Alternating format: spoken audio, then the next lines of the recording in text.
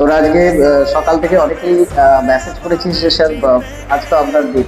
একদমই সত্যি কথা বলতে দেখ, আজকে এই যে পরিবর্তন, সেটা নিয়ে আমি দু চারটে কথা বলি। পরিবর্তনটা কেন ইম্পর্টেন্ট ছিল? আজকে অবশ্যই আনন্দের দিন, অবশ্যই আনন্দের দিন।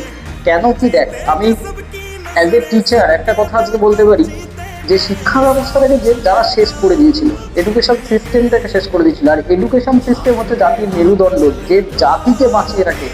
শিক্ষকের উপর অত্যাচার দিনের পর দিন হয়েছে, জাতির মেরুদণ্ড শেষ হয়ে গেছে, শিক্ষা ব্যবস্থাকে শেষ করেছে একটা একটা জঘন্যতম একটা ন্যাক্কারজনক সরকার ছিল। আজকে পশ্চিমবঙ্গের মানুষ আজকে বাঁচলো, আজকে বুকের উপর থেকে পাথরটা চলে গেল, আজকে শিক্ষিত ছেলে মেয়েগুলো বাঁচলো।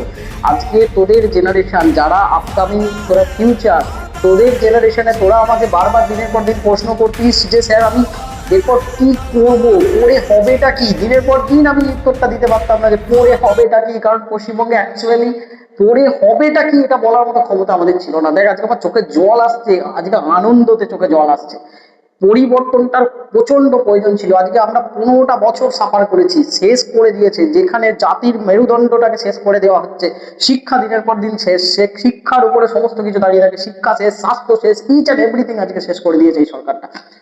পাথরটা নামলো, পরিবর্তনটা হলো, এরপর দেখার আরো কি কি আমাদের নেক্সট গভর্নমেন্ট এসে আমাদের জন্য কি করে। এডুকেশন সিস্টেমটা যদি তুখর ভাবে দাঁড়িয়ে যায় না, প্রত্যেকটা সেক্টর দেখবে উন্নত হয়ে যাবে। মাফিয়া গুন্ডা এইসব দিয়ে চলে না দেশ, এসব দিয়ে চলে না। আরো একটা জিনিস এখানে কিন্তু শেখার আছে, তোরা খুব ভালো করে লক্ষ্য করে দেখ। তোরা যদি কনসিস্টেন্সি, তোদেরকেও আমি বারবার বলি কনসিস্টেন্সিটা বজায় রাখ।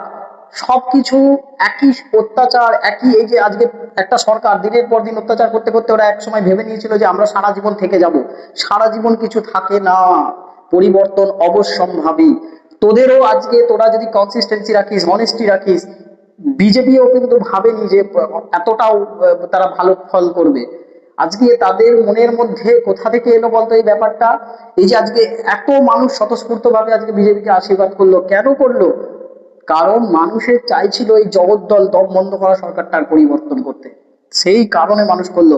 আর thanks to the government, thanks, সবার প্রথমে বলবো থ্যাঙ্কস পশ্চিমবঙ্গের সমস্ত মানুষকে অনেক অনেক ধন্যবাদ যারা ভাতাটাকে পরিবর্তন চেয়েছেন। ভাতা দিয়ে সরকার চলে না।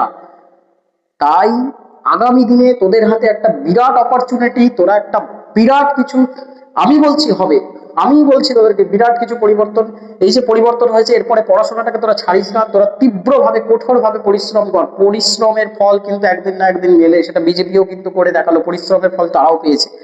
পরিশ্রম কর, রেগুলার বেসিসে খাট, তোরাও